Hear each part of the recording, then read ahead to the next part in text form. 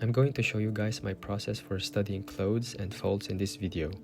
I'm speeding up the full body sketch since that's not the main focus here, but you'll see me draw the clothes in real time. If you like this kind of content, leave a like, or don't, you do you. For this example, it's a simple full body sketch, but the main study will focus on the baggy pants and tight shirt. Baggy and tight clothing have very different types of folds. They do not behave the same way.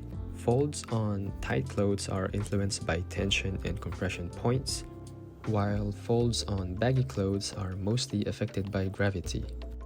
That's why studying folds can be tricky. Most of the time, it's a combination of both. Clothes are affected by tension, compression, and gravity all at once. Another way to better visualize the forms while drawing is through shading. Using values to show form is one of the best ways to learn 3D shapes and perspective. I recommend shading your drawings to further enhance your studies. You will see me shade most of my drawings in this video. Also, before I continue to talk about what's happening in this video, I would like to promote my Discord server. I have a Discord server that I made months ago, but I'm not very active there sadly, but I still have a small community there who are very active, thankfully. But if you want to join the server, I will put a link in the description below.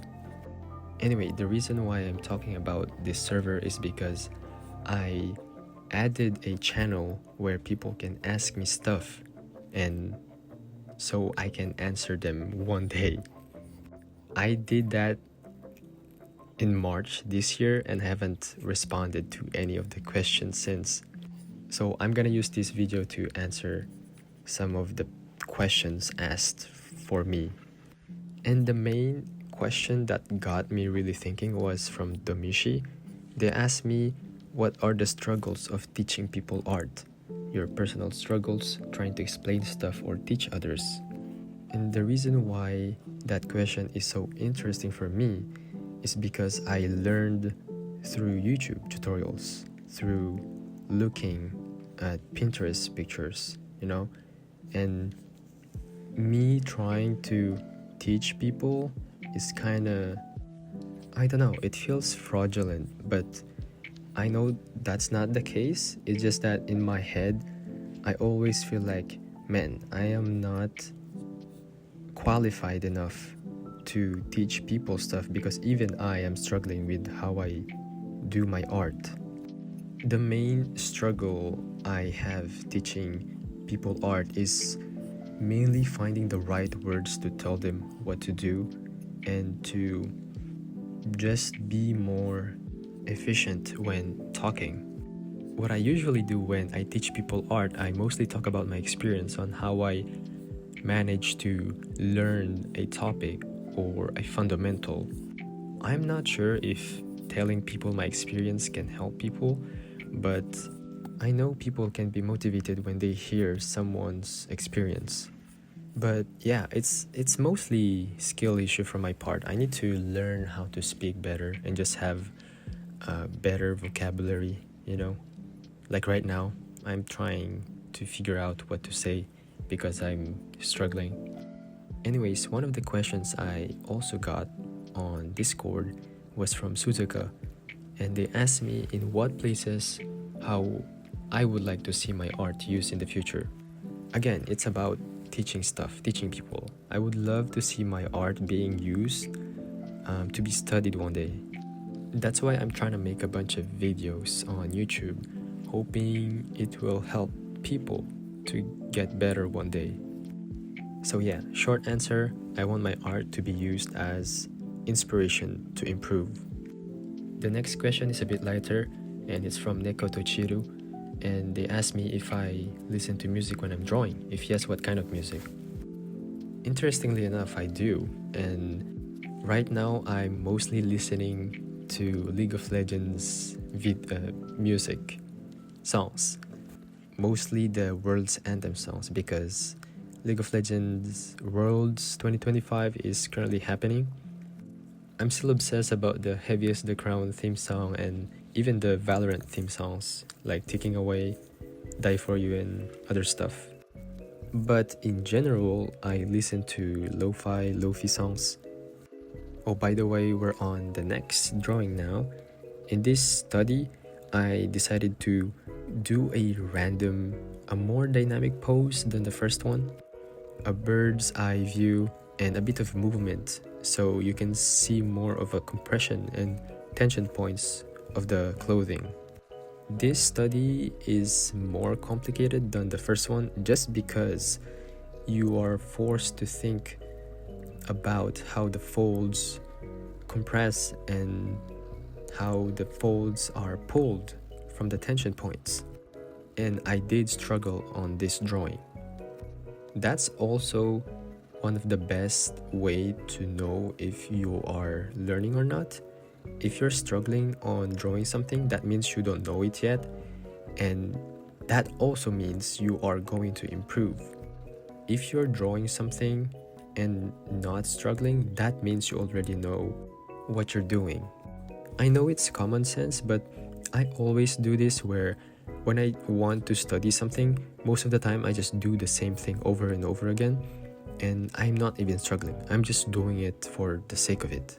So be aware and be conscious of when you study. Try to always think if you're struggling or not. It's kind of ironic how I tell you guys how important it is to feel the struggle when learning, when I complained earlier that I struggle teaching people. So I guess I have my answer. Just keep teaching people and struggle more to improve teaching people in general. Another interesting question asked from Sadie's_brain on the server. They asked me how I keep pushing when I see no progress in my art.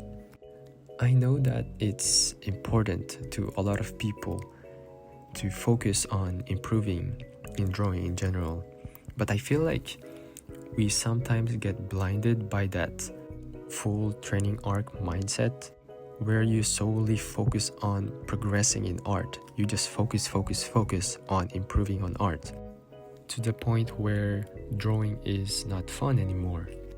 So I think you're doing it the wrong way around. Focus on fun first, focus on what you want to do or want to draw, and use that as a motivation to improve.